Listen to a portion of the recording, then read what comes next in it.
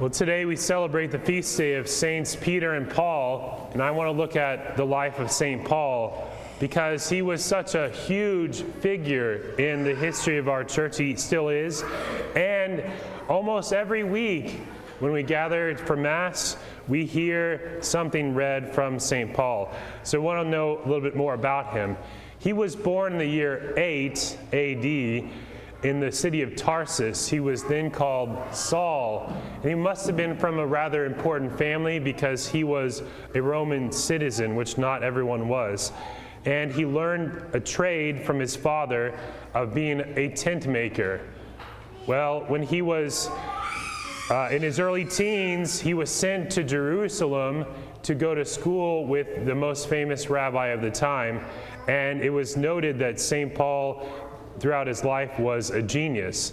He knew several languages. He spoke and wrote in Hebrew, Greek, and Latin, and he was a very bright student, and he had a great future ahead of him. And so he became a very zealous Pharisee, a member of this Jewish sect, and he wanted to share the law with others, and when the Christianity arose, he wanted to bring an end to it because he saw it as a threat. And so St. Paul persecuted Christians. He was there when St. Stephen was being stoned to death, the first Christian martyr. He was holding the cloaks of those who threw the stones. It all changed one day as St. Paul was going along the road to Damascus. He had this encounter with the risen Lord, with Jesus Christ himself, and it caused him to go blind. And he asked Jesus, "What am I to do?" Which is a great question. And he was taken to the town, he was baptized, he received his sight, and from then on, he was totally changed. He became a tireless apostle of Jesus.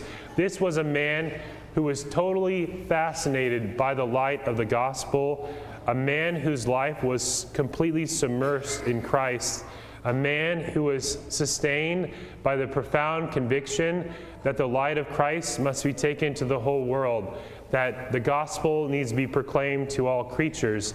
And he did this through his travels and his writings.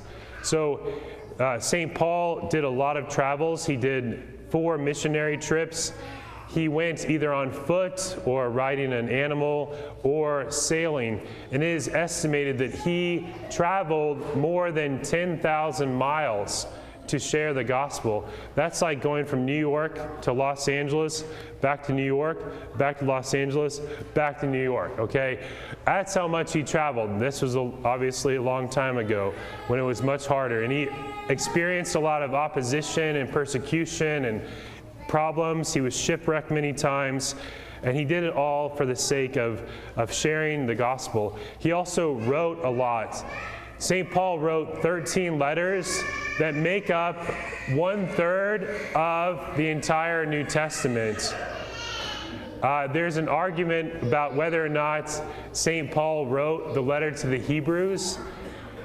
Tradition says that he did, but modern scholars are questioning that. And so when you hear it read at Mass, we don't say a letter of St. Paul to the Hebrews, it just says a letter to the Hebrews. But I knew this priest, he was a teacher of mine. He taught for 60 years in Rome at the Pontifical Biblical Institute, and he studied this issue for 60 years. And he said, I can't prove that it was St. Paul, but they can't prove it wasn't St. Paul, but I think it was. And I'm like, good enough for me, okay? I'm not going to spend 60 years of my life. So I think he wrote that one too. And so with the cycle of Mass, when we come to Mass for 3 years, we hear about 35% of all that St. Paul wrote, the really important things. And so for centuries, since the very beginning, what Paul wrote has been spiritually nourishing Christians. However, it can be sometimes challenging to understand him properly. And even St. Peter recognizes this. In 2 Peter 3:16, St. Peter says, our brother Paul has written many things, but many of them are hard to understand. He said, and the ignorant and unstable twist them to their own destruction. So we have to be careful because some people have taken what St. Paul wrote and twisted it to their own destruction. And so, how did St. Paul's life end? We heard in the second reading today, when he wrote, he said, I feel like my life's coming to a close. I finished the race. I fought the good fight. And we know that he was martyred in Rome under the Emperor Nero when St. Paul was about 60 years old.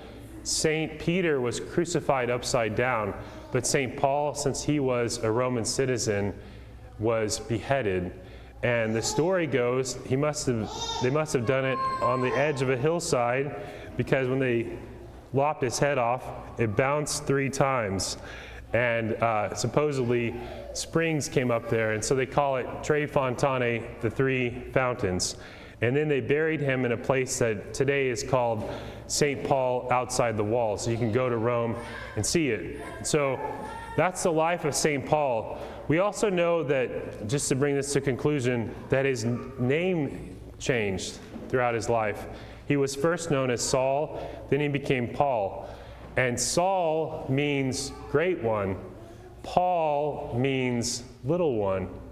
And we see that at the beginning of his life, Saul wanted to be great in the eyes of the world, but when he encountered Jesus, he decided he wanted to be small and become an instrument in the hands of God.